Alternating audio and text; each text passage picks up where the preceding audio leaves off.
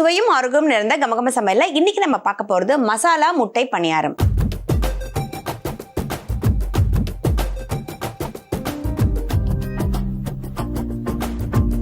இந்த ரெசிபியை பண்றதுக்கு தேவையான பொருட்கள் என்னென்னு பார்க்கலாம். மசாலா முட்டை பணியாரம் செய்ய தேவையான பொருட்கள்: இட்லி மாவு 1 கப், முட்டை 2, வெங்காயம் 1, பச்சை மிளகாய் 2, கடுகு 1 டீஸ்பூன், உளுத்தம்பருப்பு 1 டீஸ்பூன், தேங்காய் பல் சிறிதளவு, மஞ்சள் தூள் 1/4 டீஸ்பூன், மிளகாய் தூள் 1/2 டீஸ்பூன், கொத்தமல்லி தழை சிறிதளவு, கறிவேப்பிலை சிறிதளவு, உப்பு தேவையான அளவு, எண்ணெய் தேவையான அளவு. மசாலா முட்டை பணியாரம் பண்ணுறதுக்கு தேவையான பொருட்கள் என்னென்னு பார்த்தாச்சு. இப்போ எப்படி பண்ணுறதுன்னு பார்க்கலாம். இப்போ ஃபஸ்ட்டு வந்து பார்த்தீங்கன்னா நம்ம வந்து ஒரு பேன் வச்சுருக்கோம். இந்த பேனில் கொஞ்சம் தாராளமாக எண்ணெய் ஒரு 3-4 டீஸ்பூன் போல் ஆட் பண்ணிக்கோங்க. ஏன்னா இந்த எண்ணெயிலேயே இந்த வெங்காயம் வதங்கும் போது தான் நமக்கு வந்து நல்ல ஒரு டேஸ்ட் இருக்கும்.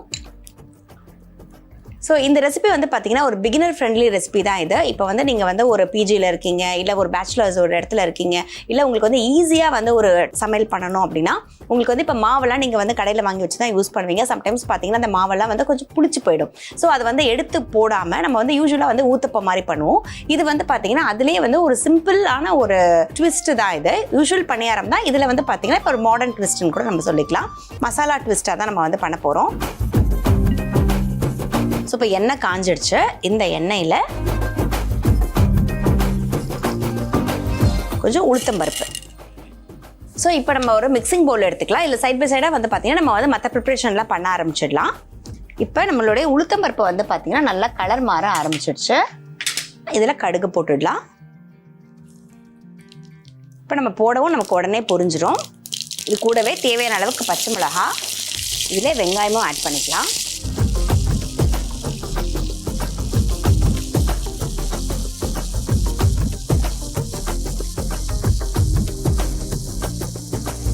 கொஞ்சம் கருவேப்பிலை.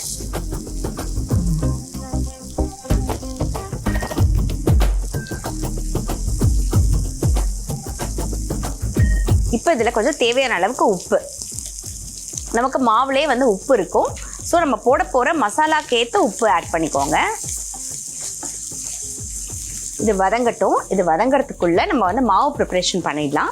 இப்போ நம்மக்கிட்ட வந்து பார்த்திங்கன்னா நல்ல 1 கப் வந்து நல்லா புளிச்ச மாவு இருக்குது. இதை ஆட் பண்ணுறோம். இப்போ பார்த்தீங்கன்னா உங்களுக்கே தெரியும் நல்லா புளிச்சு வந்திருக்கு. இந்த மாதிரி புளிச்ச மாவில் நீங்கள் பண்ணும்போது உங்களுக்கு வந்து நல்லா இருக்கும். அந்த டேஸ்ட்டு, அந்த ஃப்ளேவர், அது கூடவே வந்து பார்த்தீங்கன்னா அந்த ஃப்ளஃபினஸும் நமக்கு நல்லா கிடைக்கும். இப்போ வெங்காயம் பார்த்தீங்கன்னா நமக்கு நல்லா கிறிஸ்பாக வதங்கிருச்சு. இந்த அளவுக்கு வதங்கினா போதும். ரொம்ப நமக்கு வந்து ப்ரௌனாக மாறணும்னு தேவை கிடையாது. உங்களுக்கு வந்து மசாலா வேண்டாம் அப்படின்னா நீங்கள் வந்து இதே ஸ்டேஜில் இதை வந்து நீங்கள் தாளிப்பு சேர்த்துக்கலாம். இப்போ வந்து நம்ம மசாலா முட்டை பணியாரங்கிறதுனால இதில் வந்து பார்த்தீங்கன்னா கொஞ்சம் வந்து நம்ம காரத்துக்கு இதில் மிளகாய்த்தூள் ஆட் பண்ணிக்கலாம். இது கூடவே கொஞ்சம் மஞ்சள் பொடி.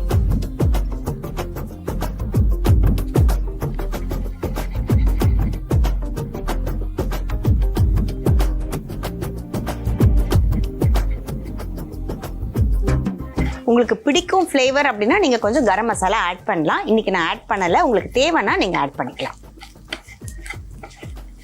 இப்போ இதில் நம்மக்கிட்ட இருக்க தேங்காய். இந்த தேங்காய் நம்ம ஆட் பண்ணும்போது வந்து பார்த்திங்கன்னா அங்கங்கே நமக்கு நடுவில் வரும்போது ரொம்ப நல்லாயிருக்கும். ஸோ இந்த மாதிரி பல்லு பல்லாக நறுக்கி இருக்க தேங்காய்.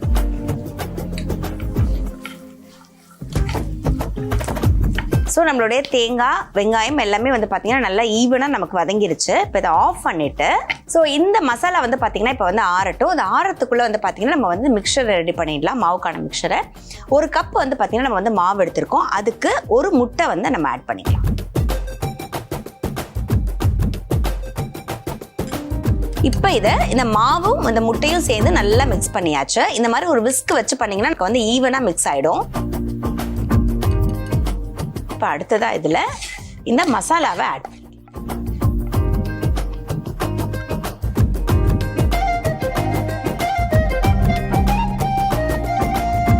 நம்மளுடைய மாவு பார்த்தீங்கன்னா இப்போ ரெடியாக இருக்குங்க. ஒரு பக்கம் பார்த்தீங்கன்னா நம்ம வந்து பணியார சட்டை வச்சு இதில் வந்து எண்ணெய் விட்டு நம்ம காய வச்சுருக்கோம். இப்போ இந்த மாவை நம்ம மிக்ஸ் பண்ணுறதுக்கு முன்னாடி இதில் கொஞ்சம் கொத்தமல்லி தழை ஆட் பண்ணிக்கலாம். இப்போ இந்த மாவை மிக்ஸ் பண்ணிவிட்டு இப்போ நம்மளுடைய மசாலா பணியாரத்துக்கான மாவு ரெடியாக இருக்குது. ஸோ எண்ணெய் வந்து பார்த்தீங்கன்னா இப்போ ஒரு பக்கம் நம்ம காஞ்சிட்ருக்கு. இந்த எண்ணெயில் சப்போஸ் உங்களுக்கு வந்து இன்னும் கொஞ்சம் ரிச்சாக பண்ணணும்னு நினச்சிங்கன்னா உங்ககிட்ட முந்திரி இருந்தது அப்படின்னா இதில் அடியில் போட்டுட்டு கூட நீங்கள் வந்து அதுக்கு மேலே வந்து நம்ம மாவு சேர்க்கலாம். ஸோ இப்போ வந்து நம்ம உள்ளே வந்து தேங்காய் போட்டிருக்கிறதுனால நம்ம என்ன பண்ணலாம் அப்படின்னா தேங்காவை கொஞ்சம் கொஞ்சம் இங்கே போடலாம், நல்லாயிருக்கும். இது போடணும்னு நமக்கு உள்ளே நம்ம போட்டிருக்கோம், இருந்தாலும் இது போடும்போது நமக்கு நல்ல ஒரு பார்க்க வந்து நல்லா சாப்பிட்றதுக்கு ஒரு அப்பீலிங்காக இருக்கும். நம்ம இதில் மாவு சேர்த்துடலாம்.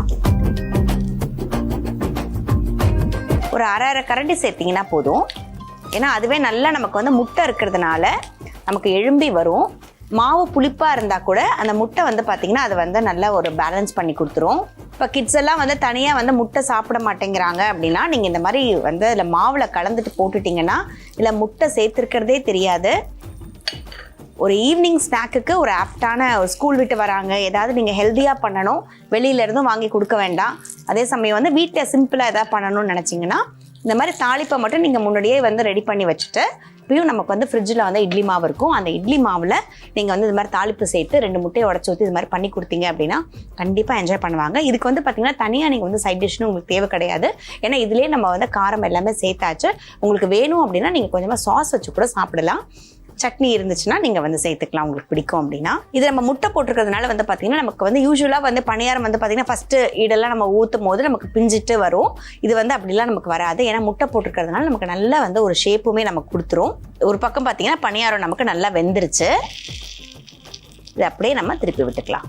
நல்லா கிறிஸ்பாக, அதே சமயம் வந்து பார்த்தீங்கன்னா நமக்கு வந்து நல்ல ஒரு உள்பக்கம் வந்து நல்லா சாஃப்டாக இருக்கும், வெளியில் நல்லா கிறிஸ்பாக இருக்கக்கூடிய ஒரு பணியாரம் தான் இது.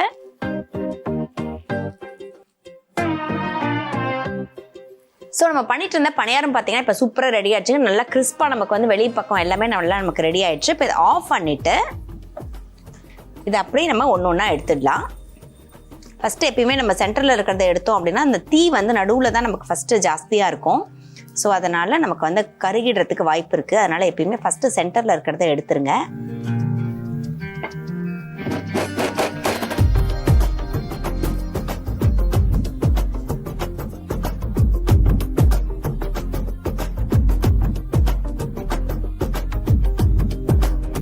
இப்போ நம்ம பண்ணிட்டு இருந்த மசாலா முட்டை பணியாரம் பார்த்தீங்கன்னா இப்போ சூப்பராக ரெடி ஆயிடுச்சுங்க. குயிக்காக பண்ணக்கூடிய ஒரு ஈஸி ஸ்நாக் தான் இது.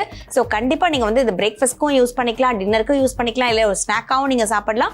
ஸோ வந்து கிட்ஸுக்கு வந்து பார்த்தீங்கன்னா ஒரு ஹெல்த்தியாக குயிக்காக ஏதாவது ஒன்று பண்ணணும்னு நினச்சிங்கன்னா இது மாதிரி பண்ணி கொடுங்க. கண்டிப்பாக சின்னவங்கலேருந்து பெரியவங்க வரைக்கும் எல்லாரும் என்ஜாய் பண்ணி சாப்பிடுவாங்க. ஸோ கண்டிப்பாக இந்த ரெசிபியை ட்ரை பண்ணிவிட்டு எப்படி இருந்துச்சுன்னு உங்களுக்கு சொல்லுங்கள். இதே மாதிரி ஒரு சூப்பரான ரெசிபியோட இன்னொரு செக்மெண்ட்டில் மீட் பண்ணலாம்.